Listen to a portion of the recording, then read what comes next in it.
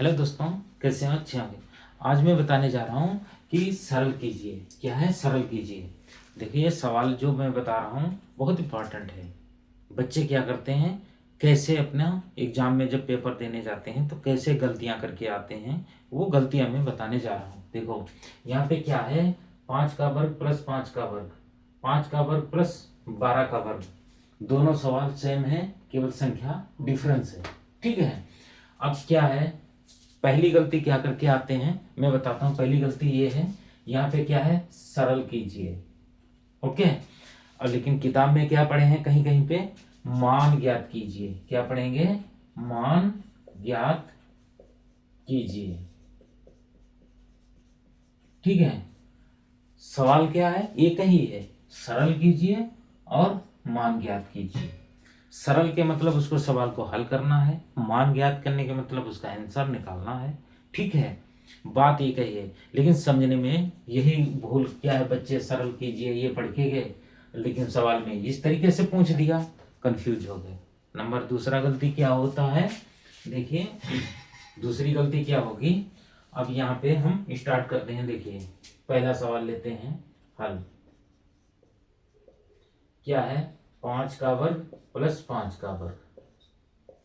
पहली गलती क्या करेंगे, पहली गलती ये करेंगे, यहाँ पे बता देता हूं। देखिए, 5 का वर्ग और प्लस 5 का वर्ग, इसमें वो क्या करेंगे, जोड़ देंगे। क्या करेंगे, जोड़ देंगे। ये गलती करके आएंगे, इसको जोड़ दिया तो क्या हो जाएगा, 10। ठीक है, 10 का वर्ग, अब 10 का वर्ग लेंगे तो क्या हो जाएगा, 100।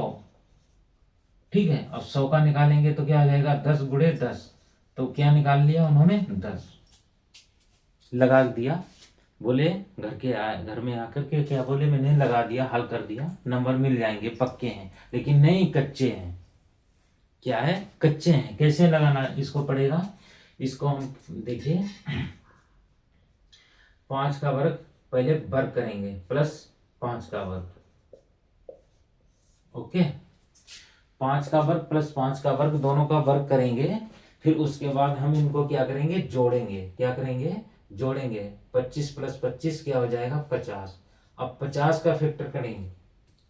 क्या करेंगे, 50 का फैक्टर करेंगे। कैसे फैक्टर करेंगे, देखिए 50 को हम जैसे यहां पे दे लो, मान लीजिए 50 को, 2 दूनी 4, 2 पंचे 10, 5 करना 5, 5 25 और 5 करना 5, हो गए फैक्टर। तो इसी तरकीब से क्या हो जाएगा हमारा, 2 गुणे 5 गुणे 5। अब देखिए, 5 ये हैं, इनको तो हम बाहर निकाल लेंगे, इन दोनों को तो बाहर निकाल लेंगे। 5 अंडर रूट क्या बचा हमारा, 2। ये आंसर निकल के आ गया।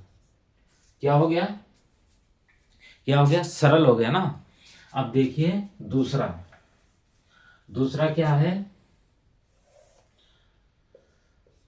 दूसरा हमारा क्या है, 5 स्क्वायर प्लस 12 स्क्वायर, संख्या बराबर है, प्लस लगा है। लेकिन हमने पीछे दूसरा सवाल समझा चुका हूं, अगर यहाँ पे माइनस लगा हो तो कैसे लगाएंगे।